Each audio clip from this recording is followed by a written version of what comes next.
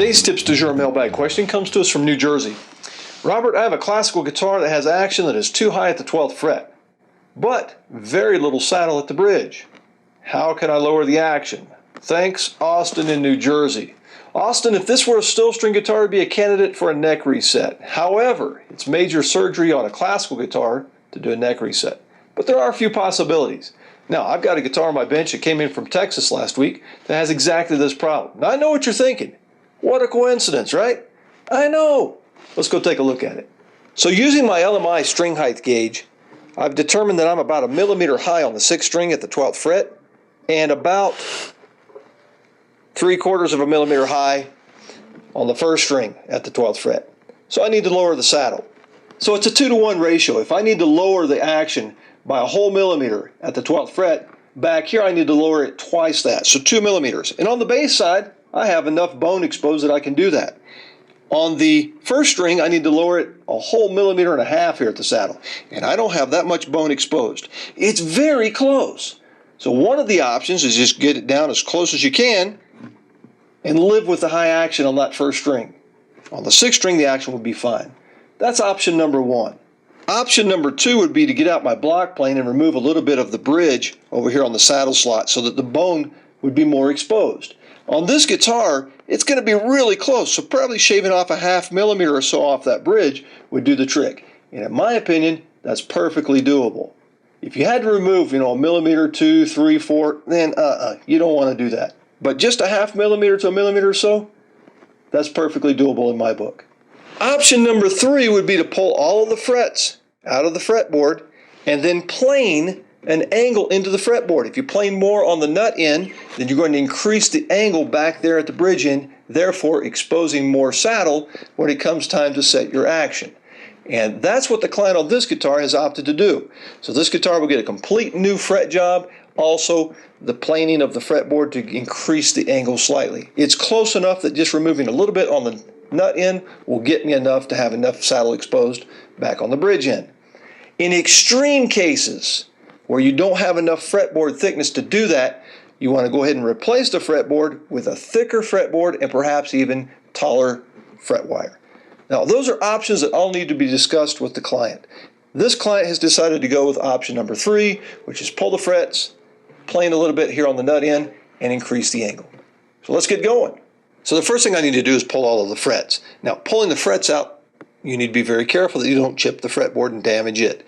Kent Everett has a great video that covers everything I'm going to do on the fretwork. Pulling the frets, prepping the fretboard, installing the frets, leveling and recrowning. Kent Everett covers that in great deal in his fretwork course available via my website. So what I'm going to use is just a soldering iron to heat the fret. There could be some adhesive or something in there. I need to soften that and loosen it. I'm also going to add just a little bit of moisture around the sides of the fret, and that kind of helps protect the fretboard, and it tells me when the fret's hot. You'll see it kind of start to sizzle. But you want to be very careful pulling these frets also that you don't damage the finish on the side here. And this finish looks like it may be some type of synthetic resin on the side here, which is prone to chipping. So be very careful.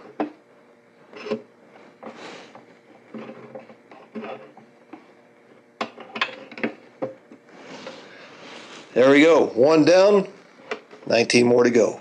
So with all the frets pulled out of the fretboard, it's now time to increase the angle by taking more off here on the nut end than on this end. And there's a variety of tools you can use. You can use a number 5 jack plane. You can go with a number 4 smoother.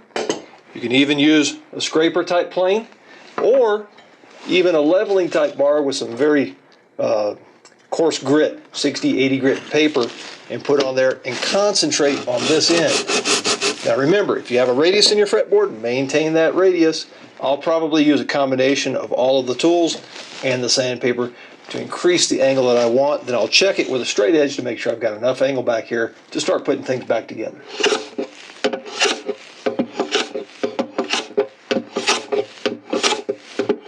Now a little bit goes a long way here, folks, so don't get carried away and take too much down here. Also, if you have fretboards with inlay, truss rods, that kind of stuff, pay attention to what you're doing. Don't screw it up.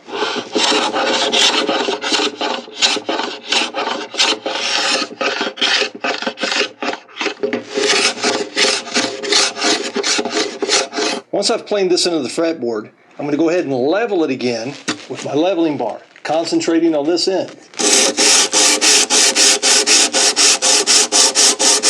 This particular fretboard has a radius in it, a very slight radius, but I want to maintain the original radius in the fretboard.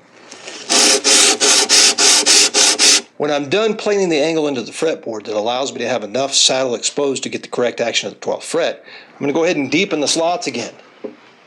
Make sure you get them down to the original depth.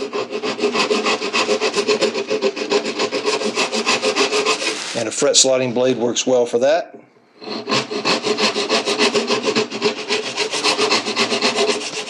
Now that I've got the correct angle on the fretboard and I've prepped the fretboard to receive the frets, I'm going to go ahead and install the frets. Once again, Kent Everett of Everett Guitars has a great instructional video on how to do fret work. I highly recommend it.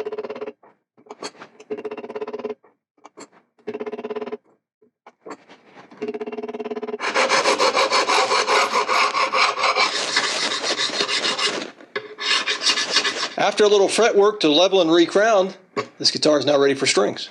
So Austin, here's the guitar after I've got the strings back on. I've done a setup and checking the action now at the 12th fret. I'm coming in at exactly 3.5 millimeters, which is what I look for on the 6th string, and 2.5 millimeters on the 1st string, and that's for a classical guitar.